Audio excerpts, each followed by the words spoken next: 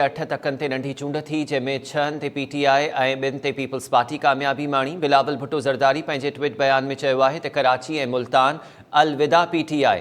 बिलावल भुट्टो ज़रदारी चयो त शानदार कामयाबी ते पीपी उम्मीदवार हकीम बलोच ऐं अली मूसा गिलानी खे वाधायूं ॾियां थो। कराची ऐं मुल्तान जे अवाम पीटीआई खे अलविदा करे छॾियो।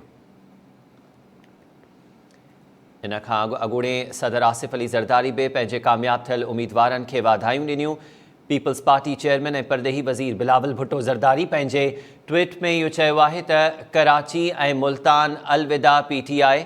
बिलावल भुट्टो ज़रदारी जो चवणो त शानदार कामयाबी ते पीपी उम्मीदवार अब्दुल हकीम बलोच ऐं अली मूसा गिलानी खे वाधायूं ॾियां थो। कराची ऐं मुल्तान जे अवाम पीटीआई खे अलविदा करे छॾियो। NA 237 मलीर जी क़ौमी असेंबली जी सीट ते पीटीआई चेयरमैन इमरान ख़ान खे हाराए पीपी उम्मीदवार अब्दुल हकीम बलोच कामयाब थियो, जॾहिं त मुल्तान में vice chairman PTI Shah Mahmood Qureshi जी धीउ शेरबानो कुरैशी खे यूसुफ रज़ा गिलानी जे पुट अली मूसा गिलानी शिकस्त ॾिनी।